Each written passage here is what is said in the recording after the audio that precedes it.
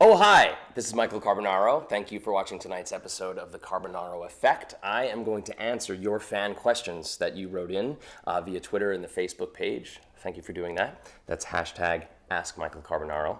All right, so this is from CJ, who asks us, what are the different ways that people typically react to magic on the show? Can you name certain types of reactions? This sounds like a science question. And in 4 parts, name the different ways in which people react. Different ways people react on the show. Yeah, you know, there is the people, my favorite kind is the people that will not believe it, and then I have to lure them in to believe it. I put the hazards on, pop the car in neutral, right? Okay? Right. And then watch what I do. Come on over here. It's as easy as this, okay? Yeah. 1, 2, Oh, you 3. Push it around? Yeah, you just kind of push it in neutral. And usually when they pull in, the wheels are already set like that. You see how they're kind of cocked over? When the wheels are turned, it's good for that spot, so it'll find its way. And you'll get a sense of this. There's 2 things that are going on. I think the trick looks really real, and then the BS story, the myth that goes along with it, has to work. So those 2 things, when there's a little wrestle between it, I actually like when people don't quite believe me, and then the story has to pull them in a little bit more. So then they're like, okay, I guess that's true. So those are the different ways in which they could. I didn't use a number 2 pencil, CJ. Do I have to start over?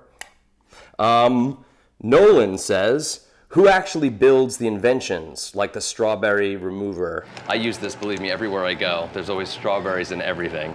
I wish I could tell you what we were calling that on set, but it is a fish tank regulator. It's like a tube thing that you use to make sure the water is right, or it heats up the water. So it looked like this real machine because it was. So I literally just took that and called it an unjuicer.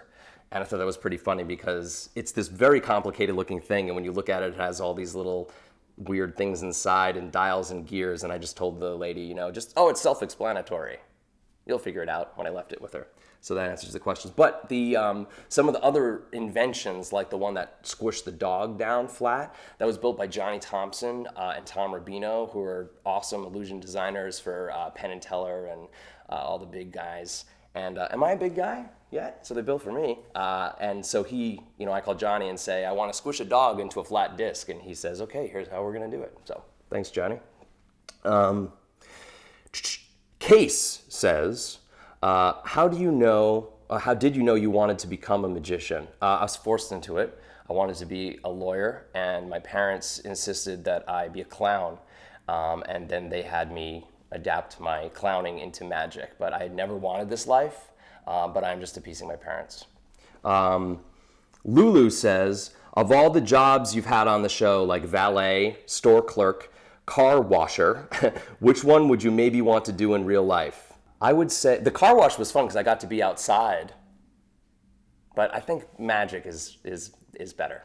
Alex says, have any of your tricks or illusions caused the police to show up? I actually can't answer this question. I'm going to say thank you for the question, and we're going to leave it at that. Randy asks, do you play tricks on your friends? Not magic tricks per se, but I like to mess with them verbally and make them believe something. Like I went to get a haircut the other day, and I told the guy to be very gentle because I hadn't taken my Heroxin, which is because I have that condition where I have nerve endings in my hair, like my grandmother, my grandfather had it, where you can actually feel your hair getting cut, so I have to take the Heroxin or else the haircut can be very painful. And he believed me, which was awesome. And it really hurt. Sarah says, how do you keep a straight face in those tiny gym shorts? Yes. This is a funny question if you break it down. How do you keep a straight face in those tiny gym shorts? I think you could see me smiling a bit. It was kind of funny. What was crazy about that one is of the 3 people we played that on, 2 of them completely didn't see it at all. They just didn't see that I changed into this tiny little skimpy half-shirt outfit, and then the one dude... You're not going to see changes right away?